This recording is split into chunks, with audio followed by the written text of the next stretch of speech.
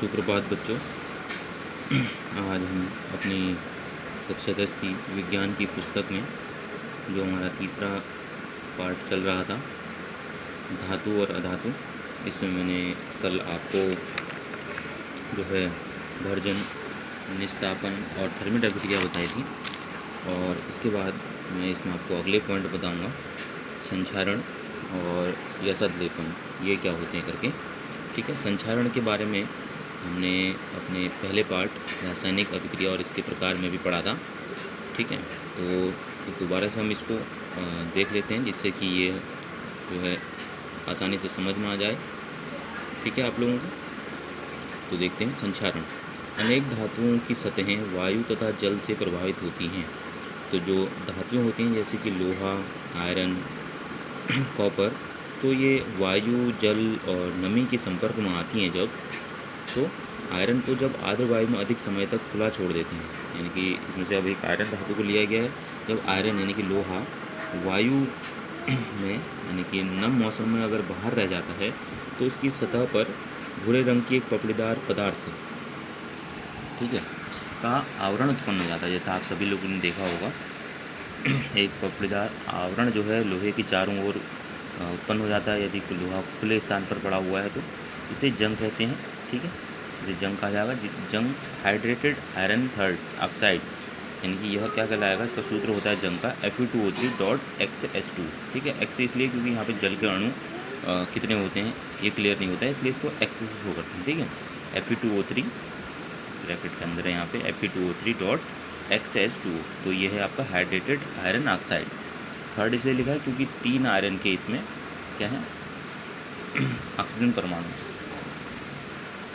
इसी प्रकार कापर को आर्द्र वायु में खुला छोड़ देने पर उसकी सतह पर हरे रंग के बेसिक कापर कार्बोनेट का आवरण उत्पन्न हो जाता है। यदि इसी प्रकार जब अगर हम कॉपर को यानी कि तांबे को खुला छोड़ देते हैं, या अगर वो खुला छूट जाता है, तो उसकी सतह पर भी कापर कार्बोनेट, ठीक है, लोहे में तो हाइड्रेटेड आयरन ऑक्साइड की परत चलती है, लेकिन जो तांबा होता है यानी कॉपर होता है, उस पर कापर कार्बोनेट का आवरण जो है उत्पन्न हो जाता है नमी या जल के कारण। अतः जब धातु सतह जल, वायु या अन्य किसी पदार्थ से प्रभावित होती है, तो इसे धातु का संक्षारित होना कहते हैं। तो इस प्रक्रिया को कहा जाएगा क्या, किसी भी धातु का संक्षारित होना। इस परिघटना को संक्षारण कहा जाता है। तो यह जो परिघटना होगी तो इसे संक्षारण कहा जाएगा। ठीक है, कभी कभी धातु का संक्षारण लाभदायक होता है, क्योंकि सावरण के नीचे स्थित धातु की और अधिक हानि नहीं हो सकती। कभी कभी क्या होता है, जैसे कि संक्षारण यानी कि एक पपड़ीदार परत जम जाने के कारण धातुओं के चारों ओर इसके जो अंदर की धातु होती है, अंदर से जो धातु होती है, उसके जो है कण जो है वो उनकी हानि नहीं हो पाती है। दूसरे शब्दों में संक्षारण धातुओं के रक्षक का कार्य करता है। एल्युमिनियम को वायु में खुला छोड़ देने पर उसकी सतह पर एल्युमिनियम ऑक्साइड की पतली परत का आवरण उत्पन्न हो जाता है। जैसे कि एल्युमिनियम एक धातु है जो अगर वायु में खुली छूट जाती है, तो उसकी सतह पर एल्युमिनियम ऑक्साइड Al2O3 की परत चढ़ जाती है। ठीक है, यह रक्षक परत अपने नीचे स्थित धातुओं को और अधिक क्षति होने से रोकती है। यानी कि यह जो आवरण होगा आयरन ऑक्साइड एल्युमिनियम ऑक्साइड का, वो जो है एल्युमिनियम धातु को क्षति होने से बचाता है। और कहीं कहीं पर कुछ में ये होता है कि ये जो जैसे जंग जो होती है लोहे में, वो उसको पूरा ही खा जाती है, यानी कि पूरा ही ख़राब कर देती है। तो कहीं पर ये लाभप्रद है और कहीं पर जो है ये जो है बहुत हानिकारक है। ठीक है, यानी कि वस्तुओं का संक्षारित होना। ठीक, इसके बाद हम अगला देखते हैं, यसद लेपन अगला पॉइंट है हमारा इसमें। इसको हम गैल्वेनाइजेशन कहते हैं। ठीक है, लोहे तथा इस्पात को जंग से बचाने के लिए उनके ऊपर जस्ते की पतली परत चढ़ाने की क्रिया को यसद लेपन कहते हैं।